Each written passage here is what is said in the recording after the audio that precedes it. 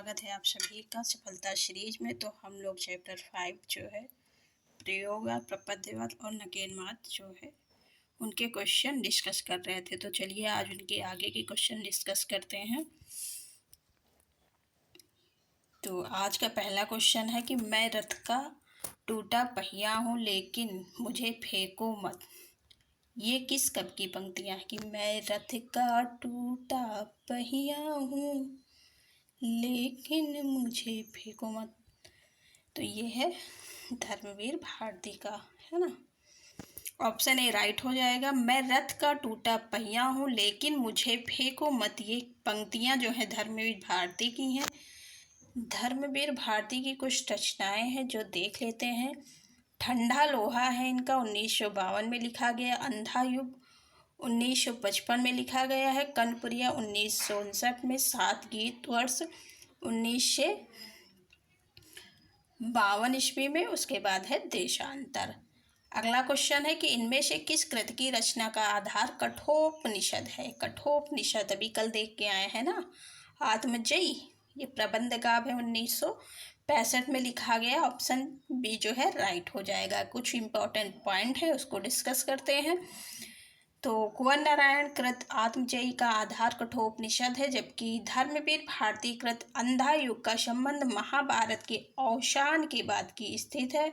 धर्मवीर भारती की अन्य रचनाएं गुल की बन्नो, सावित्री नंबर 2, मरीच नंबर 7 या मेरे लिए नहीं है आदि। महाप्रस्थान किसकी है। नरेश मेहता कृत खंड काव्य बहुत बार पूछा गया है। नरेश मेहता की अन्य रचनाएं कौन सी है। तो एक है संशय की एक रात, बहुत इंपॉर्टेंट है। शबरी, प्रार्थना पुरुष आदि। जबकि आर्यावर्त मोहनलाल महतो वियोगी कृत है आर्यावर्त। चलिए अगला क्वेश्चन देखते हैं। क्वेश्चन है कि इनमें से किस कृति की रचना का आधार कठोपनिषद है। देखो वही क्वेश्चन फिर आ गया है, तो ये सबको याद हो गया होगा। आत्मजयी प्रबंध काव्य 1965 में लिखा गया है। आत्मजयी देखो यहाँ पे प्रबंध का बताया गया है। कुंवर नारायण की रचना में चक्रव्यूह, प्रवेश, हम तुम, अपने सामने, कोई दूसरा नहीं, इन दिनों, वास्तवा के बहाने एक प्रबंध काव्य भी है ना। अगला क्वेश्चन है कि कल्कि बाजरे की में दृष्टि के ऐश्वर्य और औदार्य के विस्तार का प्रतीक बाजरे की कल्कि के अलावा और किसे माना गया है। तो वो है बिछली घास। बिछली घास ऑप्शन ए राइट हो जाएगा। कुछ पॉइंट है जो डिस्कस करते हैं। तो यहाँ पे कल्कि बाजरे की कविता के रचनाकार कौन है। शशिदानंद, हीरानंद, वात्स्यायन अज्ञेय है। अज्ञेय ने तार सप्तक का संपादन एवं प्रकाशन किया है। तार सप्तक का प्रकाशन 1943 है ना। अज्ञेय को प्रयोगवाद तथा नई कविता का शलाका पुरुष भी कहा जाता है। इनके प्रमुख काव्य संग्रह में कौन कौन है। भग्नदूत है, चिंता, इत्तेलम है, हरी घास पर क्षण भर, आंगन के पार दौर, अषाढ़ बीड़ा, सांप, नदी के दीप, यह दीप अकेला आदि है। इम्पोर्टेंट है ना। अगला क्वेश्चन है प्रपद्यवाद किसका पर्याय है। तो प्रपद्यवाद जो है नकेनवाद का पर्याय है। ऑप्शन बी राइट हो जाएगा। प्रपद्यवाद जो है 1956 ईस्वी में हुआ है ना प्रकाशित, को नकेनवाद भी कहते हैं। प्रपद्यवाद का प्रवर्तक कौन है। नलिन विलोचन शर्मा। बिहार के 3 कवि, बिहार के कवि थे नलिन विलोचन शर्मा, केशरी कुमार, नरेश के नाम के प्रथम अक्षरों को आधार मानकर नकेन बनता है ना। आ कविता 1965 ईस्वी में। प्रवर्तक इनके कौन है। तो श्याम परमार है। प्रयोगवाद 1943 के प्रवर्तक अज्ञेय जी है। नई कविता 1954।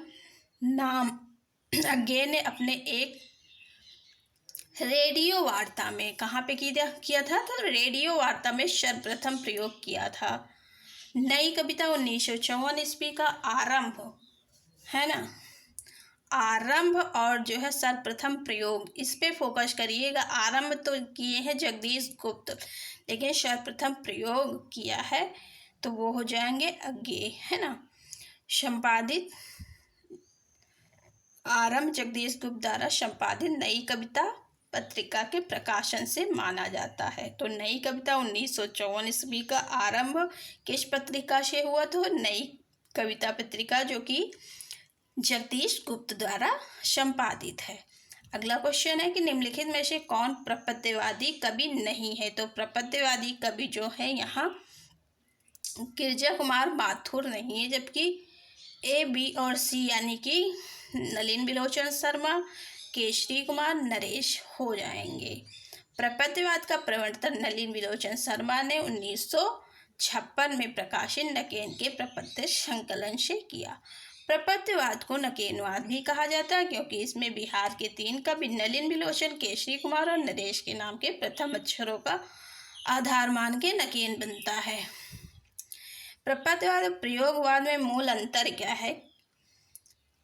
अंतर यह है कि प्रपत्यवाद जो प्रयोगवाद को साध मानता है, जबकि प्रयोगवाद प्रयोग को साधन मानता है।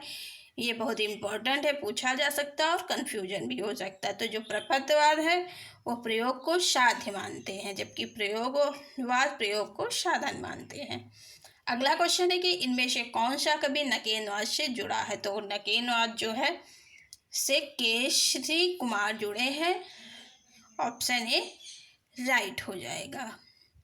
अगला क्वेश्चन है कि निम्नलिखित कवियों को उनके काव्य संग्रहों को साथ सुमेलित कीजिए। तो चलिए देखते हैं। नरेंद्र शर्मा, नागार्जुन, केदारनाथ अग्रवाल हैं, भवानी प्रसाद मिश्र हैं। यहाँ है फूल नहीं रंग बोलते हैं, बुनी हुई रस्सी, आत्मजयी, युगधारा, प्रवास के गीत। ऐसा कोई भी रचना नहीं है जिसपे हम डिस्कस ना किए हो, तो आराम से ये आप लोग सॉल्व कर सकते हैं। नरेंद्र शर्मा का कौन सा हो जाएगा? तो यहाँ पे ऑप्शन 5 में है प्रवासी के गीत, यानी कि ए का हो जाएगा 5, सी ऑप्शन में है। नागार्जुन का क्या है? तो नागार्जुन का युगधारा है, बी का 4 हो जाएगा। केदारनाथ अग्रवाल, ये तो फूल नहीं रंग बोलते हैं, कई बार डिस्कस किया गया है। भवानी प्रसाद मिश्र, इनको जो है बुनी हुई रस्सी पे साहित्य मिला, तो ये अपने आप में ही इम्पोर्टेंट है, तो ऑप्शन सी यहाँ पे राइट हो जाएगा। नरेंद्र शर्मा जो है प्रवासी के गीत लिखते हैं, तो इनका प्रकाशन वर्ष जान लीजिए क्योंकि पूछा जा सकता है। तो प्रवासी के गीत जो है 1938 में लिखा गया। नागार्जुन युगधारा लिखे हैं, इनका युगधारा काव्य संग्रह 1953 में प्रकाशित हुआ है। फिर आते हैं केदारनाथ अग्रवाल। केदारनाथ अग्रवाल ने फूल नहीं रंग बोलते 1965 ईस्वी में लिखा है। और भवानी प्रसाद मिश्र जो है बुनी हुई रस्सी 1971 ईस्वी में लिखते हैं। कुंवर नारायण का जो है आत्मजयी जो है 1965 ईस्वी में लिखा गया है। ये सब आपको पक्का याद हो गए क्योंकि कितनी बार डिस्कस किया जा चुका है। तो चलिए अगला क्वेश्चन देखते हैं। क्वेश्चन है कि निम्नलिखित कविताओं को उनके रचयिताओं के साथ सुमेलित कीजिए। नीचे दिए गए कूट का प्रयोग करते हुए सही उत्तर का चुनाव कीजिए। तो पहला है सूची फर्स्ट और सूची सेकंड का मिलान करना है। तो नदी की बाग छाया पर, ये किसका है? तो सबको पता होगा ये है हमारे अंग्रेजी का, है ना। ए का बी हो जाएगा, तो यहाँ ए का सेकंड हो जाएगा, तो ए का सेकंड यहाँ 2 जगह दिखाई देता है, यानी कि ए में भी दिखाई देता है। और तो यहाँ से तो बात बनेगी नहीं। तो चलिए आगे देखते हैं कि आज नदी बिल्कुल उदास थी, ये किसका है? तो आज नदी बिल्कुल उदास थी, अभी ऊपर देख के आए, धर्मवीर भारती की जो है रचनाएं डिस्कस किए हैं, ध्यान दिए होंगे तो याद होगा। तो ये हो जाएगा धर्मवीर भारती का, है ना। सॉरी, धर्मवीर भारती का नहीं है, ये केदार का है। सॉरी, आज नदी बिल्कुल उदास थी, ये केदारनाथ अग्रवाल का है ना। फिर है ठंडा लोहा। ठंडा लोहा किसका है? धर्मवीर भारती का है। ठंडा लोहा धर्मवीर भारती 4 हो जाएगा, तो यहाँ पे बी में ये राइट हो जाएगा। कुआनो नदी जो है सर्वेश्वर दयाल सक्सेना का हो जाएगा, है ना। तो चलिए अगला क्वेश्चन देखते हैं। जिस तरह हम बोलते हैं उस तरह तू लिख, और उसके बाद भी हमसे बड़ा तू दिख, यानी कि हम जैसे पढ़ाते हैं उससे अच्छा आप लोग पढ़िए, है ना, और हमसे बड़ा भी बनिए, ये कहने का आशय है। तो यहाँ पे उपरोक्त पंक्तियों के रचनाकार कौन है? तो यहाँ पे भवानी प्रसाद मिश्र हो जाएंगे, है ना। भवानी प्रसाद मिश्र क्या कहते हैं कि जिस तरह हम बोलते हैं उसी तरह तू लिख, और उसके बाद भी हमसे बड़ा तू देख। बहुत अच्छी पंक्तियाँ हैं, इससे हमें बहुत सीख मिलती है। फिर यहाँ पे कुछ पॉइंट है, उसको डिस्कस कर लेते हैं। उपर्युक्त पंक्तियों के रचनाकार भवानी प्रसाद मिश्र हैं। भवानी प्रसाद मिश्र को क्या कहा जाता है? सहजता का कवि कहा जाता है। इनके द्वारा रचित काव्य संग्रह है गीत परोश, है ना, चकित है दुख, गांधी पंचसती, बुनी हुई रस्सी पे साहित्य मिला, खुशबू के शिलालेख, जी परिवर्तन जिए, त्रिकाल संध्या इत्यादि। अगला क्वेश्चन है कि प्रयोगवाद हिंदी में बैठे ठाले का धंधा बनकर आया था, है ना। बैठे ठाले का धंधा बनकर आया था। प्रयोक्ताओं के पास ना तो काव्य संबंधी कोई कौशल था और न किसी प्रकार की कथनीय वस्तु थी। यह कथन किसका है? तो ये कथन नंद दुलारे वाजपेयी का है, क्योंकि प्रयोगवाद को बैठे थाले का डंडा किसने कहा है, कितनी बार डिस्कस किए हैं, है ना। तो ये हो जाएगा हमारे नंद दुलारे वाजपेयी, ऑप्शन ए राइट हो जाएगा। यहाँ पे जो है प्रयोगवाद को शैलीगत विद्रोह कहा, तो किसने कहा है? डॉक्टर नगेंद्र ने। इम्पोर्टेंट ये भी है ना। फिर रामविलास शर्मा क्या लिखते हैं कि प्रयोगवाद जो है कविता में युग से उत्पन्न अनास्था, शंका, गुठन, कुंठा, भग्नाशा में से एक पथ के अन्वेषण की व्याकुल भावना दिखाई पड़ती है। ये कभी एक मार्ग का अनुसंधान करने के लिए व्याकुल है। ये जो है पंक्तियाँ इंपॉर्टेंट है, ध्यान रखिएगा, पूछी जाती हैं और पूछी जाएंगी।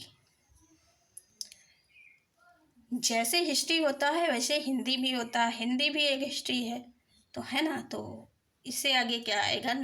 जो नई नई रचनाएं कुछ हैं वो अगर सिलेबस में होती हैं तो पूछी जाती हैं, और जो उनको पुरस्कार दिया जाता है वो पूछ ली जाती हैं, है ना।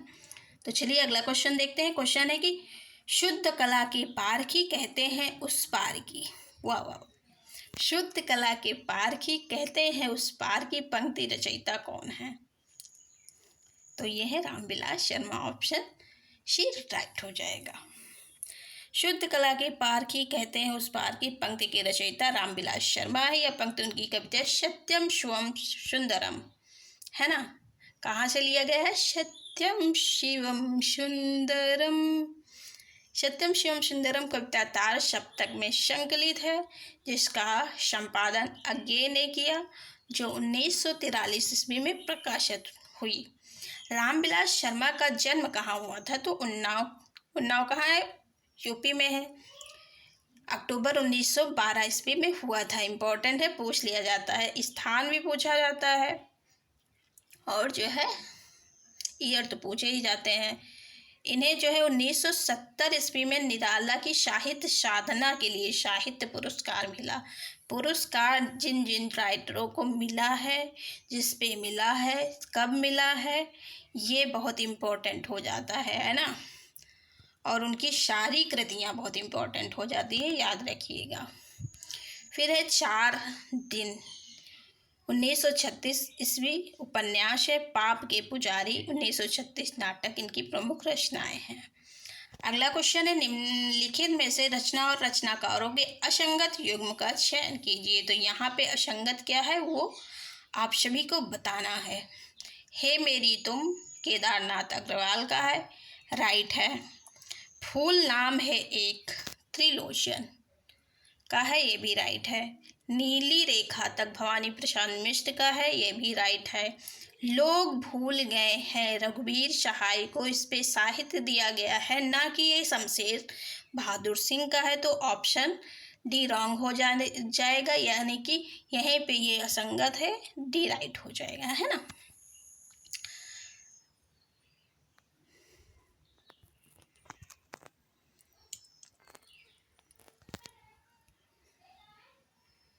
लोग भूल गए हैं हिंदी का विख्यात साहित्य रघुवीर सहाय द्वारा एक कविता संग्रह है, इसके लिए सन 1984 ईस्वी में साहित्य अकादमी पुरस्कार से सम्मानित किया गया। तो कब सम्मानित किया गया था? 1984 में।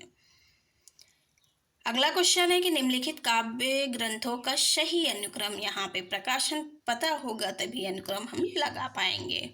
उदिता चांद का मुंह टेढ़ा है, चिंता संसद से सड़क तक। तो यहाँ पे उदिता कब रचा गया है? उदिता तो का नहीं पता है। चिंता जो है 1924 में रचा गया है। चिंता, चिंता।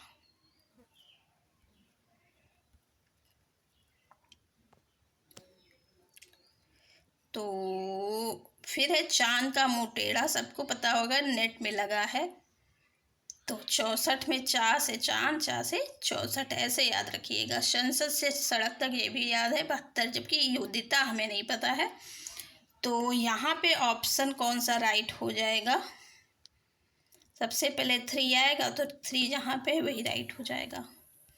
3 जो है ऑप्शन डी में है। उदिता का प्रकाशन 1980 में हुआ। सबसे लास्ट में उदिता है किसका? शमशेर बहादुर सिंह का है।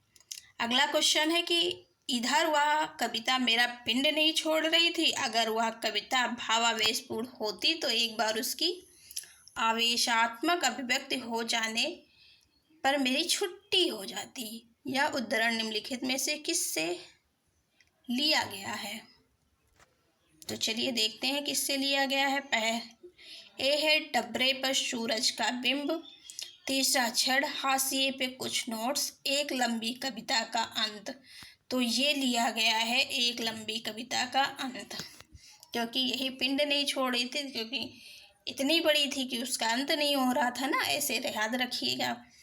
तो ये जो है राइट हो जाएगा। एक लंबी कविता का अंत जो है किसका है? मुक्ति बोध का है ना।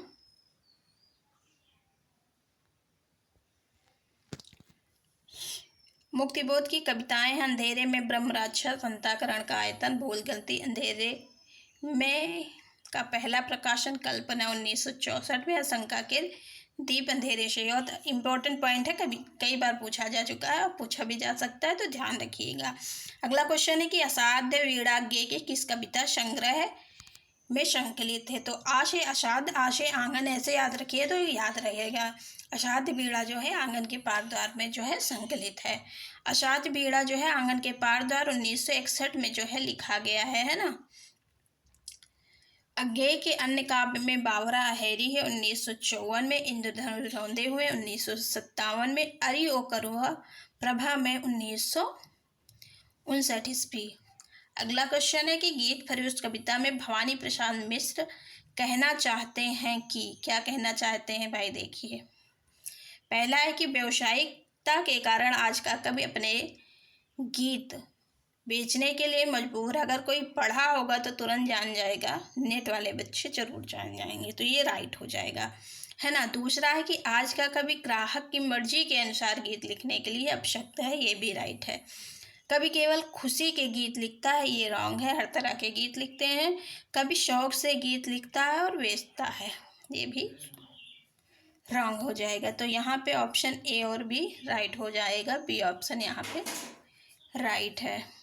कुछ पॉइंट यहाँ पे जो है इम्पोर्टेंट है, उसको डिस्कस करते हैं। तो गीत फरोश कविता में भवानी प्रसाद मिश्र कहना चाहते हैं कि व्यावसायिकता के कारण आज का कवि अपने बीच गीत बेचने के लिए मजबूर है ना, तथा आज का कवि ग्राहक की मर्जी के अनुसार गीत लिखने के लिए अशक्त है।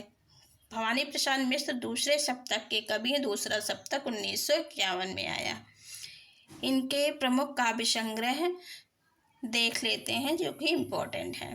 परिवर्तन जी 1976 में, चकित है 1968 में, इदम नामम 1977 में, अंधेरी कविताएं, अंधेरे में अंधेरी कविताएं, ये सब जो है ध्यान रखिएगा, है ना, मिलती जुलती, यहाँ से कन्फ्यूजन क्रिएट होता है। तो अंधेरी कविताएं 1965 में, त्रिकाल संध्या 1978 में, गांधी सप्तशती 1969 में, बुनी हुई रस्सी 1971 में इनको दिया गया है साहित्य अकादमी। अगला क्वेश्चन है कि बाघ नामक प्रसिद्ध कविता किसने लिखी है? तो बाघ जो है केदारनाथ सिंह की है ना। केदारनाथ सिंह तीसरा सप्तक 1959 ईस्वी में संकलित कवि हैं। बाघ नामक प्रसिद्ध कविता इन्हीं की है। इनके कुछ महत्वपूर्ण कविता संग्रह है जो देख लेते हैं। अभी बिल्कुल अभी जमीन पक रही है, यहाँ से देखो, तथा अकाल में सारस। नागार्जुन प्रमुख प्रगतिशील कवि हैं। इनका मूल नाम वैद्यनाथ मिश्र था, ये यात्री उपनाम से संस्कृत और मैथिली में कविताएं लिखते थे। अगला क्वेश्चन देखते हैं। क्वेश्चन है चकमक की चिंगारियां किस रचनाकार की कविता है। तो चकमक की चिंगारियां जो है मुक्त बोध की है, इंपॉर्टेंट है ना। चकमक की चिंगारियां गजानन माधव मुक्तबोध की कविता है। चांद का मुंह टेढ़ा में संकलित है काव्य संग्रह में ना। चकमक की चिंगारियां, चा से चकमक, चा चांद का मुंह टेढ़ा, ऐसे याद रखिएगा। मुक्तबोध की प्रमुख कविता कृतियां हैं, तो यहाँ पे काव्य कृतियां हैं। चांद का मुंह टेढ़ा है, प्रकाशन वर्ष याद रखिएगा 1964 में। भूरी भूरी खाक धूल 1980 में लिखा गया। चर्चित कविताएं अंधेरे में, है ना। अंधेरी कविताएं आए थे उधर, इधर अंधेरे में है। ब्रह्म राक्षस और है अंतःकरण का आयतन भूल गलती। रामस्वरूप चतुर्वेदी ने लिखा है कि मुक्तिबोध का काव्य संकलन चांद का मुंह टेढ़ा एक बड़े कलाकार की स्केच बुक है, इंपॉर्टेंट पॉइंट है, याद रखिएगा। अगला क्वेश्चन है कि पश्चिम का अंधाधुंध करने का कोई ज़रूरत नहीं है, पर पश्चिम के विरोध के नाम पर मध्यकाल में तिरस्कृत मूल्यों को भी अपनाने की जरूरत नहीं है। किसके द्वारा कहा गया है। तो यहाँ पे कहा गया है ये धर्मवीर भारती के द्वारा, है ना। इम्पोर्टेंट है, अभी लेटेस्ट एग्जाम में पूछा गया है, तो ये सब याद रखिएगा, है ना। पश्चिम का अंधानुकरण करने की कोई ज़रूरत नहीं है, पर पश्चिम के विरोध के नाम पर मध्यकाल में तिरस्कृत मूल्यों को भी अपनाने की जरूरत नहीं है। उपर्युक्त कथन डॉक्टर धर्मवीर भारती का है। अंधा युग गीत नाट्य के लेखक कौन है, ये भी जो है नेट में लगा है, धर्मवीर भारती का है। अंधा युग 1955 ईस्वी में स्वतंत्र भारत में आई मूल्यहीनता के प्रचिंता है। विषय याद रखिएगा, पूछ लिया जाता है। उनका बल पूर्व और पश्चिम के मूल्यों, जीवन शैली और मानसिकता के संतुलन पे है। अगला क्वेश्चन है सर्जना के क्षण किसकी कविता है। तो सर्जना के क्षण जो है अज्ञे की है, इंपॉर्टेंट है ना। कुछ चीज़ें ऐसी होती हैं जो हम पहली बार जैसे लगता है पढ़ रहे हैं, तो इम्पोर्टेंट है। सर्जना के क्षण कविता अज्ञे की है। अज्ञे को प्रयोगात्मक और नई कविता का शला का पुरुष कहा जाता है।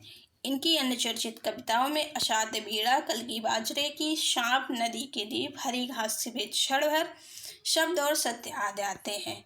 अगला क्वेश्चन है संगीनों का छाया किसका काव्य संग्रह है। तो संगीनों का छाया जो है प्रभाकर माचवे का है। संगीनों का छाया काव्य संग्रह प्रभाकर माचवे बलवंत का है। प्रभाकर माचवे का उपनाम क्या है, बलवंत। ये तार सप्तक 1943 के कवि है प्रभाकर माचवे। अमूने ग्रह प्रभा, है ना। इनके अन्य काव्य संग्रह हैं मेपल, स्वप्नभंग और अनुक्षण। आज का ये लास्ट क्वेश्चन है कि निम्न में से कौन सी शंभुनाथ सिंह द्वारा रचित कृति है। तो शंभुनाथ सिंह द्वारा रूप रस में लिखा गया देशांतर लिखा है, या तुम जानो या मैं जानूं, ऐसा एक सॉन्ग भी है समय की शिला पे। तो बताइए कौन सा ऑप्शन यहाँ पे राइट हो जाएगा। तो यहाँ पे देशांतर हो जाएगा, है ना। ऑप्शन बी राइट हो जाएगा। देशांतर शंभुनाथ सिंह का है। कुछ पॉइंट है डिस्कस कर लेते हैं, फिर आज एक क्लास को विराम देते हैं। देशांतर धर्मवीर भारती का काव्य संग्रह। शेष अन्य विकल्प जो है शंभुनाथ, क्या पूछा गया था, ओ नो, क्वेश्चन पढ़ने में थोड़ी गलती हो गई। यहाँ पे पूछा गया है शंभुनाथ सिंह द्वारा रचित कृति नहीं है, यही तो गलती हो जाती है। तो यहाँ पे हो जाएगा देशांतर नहीं है, जबकि रूप रस्म, तुम जानो या मैं, समय की शिला पर है। देशांतर किसका है, ये धर्मवीर भारती का है ना। शेष अन्य विकल्प शंभुनाथ सिंह के हैं। शंभुनाथ सिंह नवगीत परंपरा के प्रमुख प्रगीतकार हैं। इनके नवगीत संकलन इस प्रकार है। रूप रस्म, छायालोक, मनवंतर, उदयाचल 1946, दीवालोक 1951, समय की शिला पर आदि। तो आज का सेशन यहीं पे एंड करते हैं, कल से आगे के क्वेश्चन डिस्कस करेंगे। तो आज यहीं तक, थैंक यू सो मच। अगर सेशन अच्छा लगा हो तो लाइक शेयर सब्सक्राइब करना ना भूलें, और सफलता सीरीज से और जुड़े। यहाँ से सफलता आपकी सुनिश्चित हो सकती है, क्योंकि PYQ प्लस व्याख्या और कुछ नहीं। Thank you so much.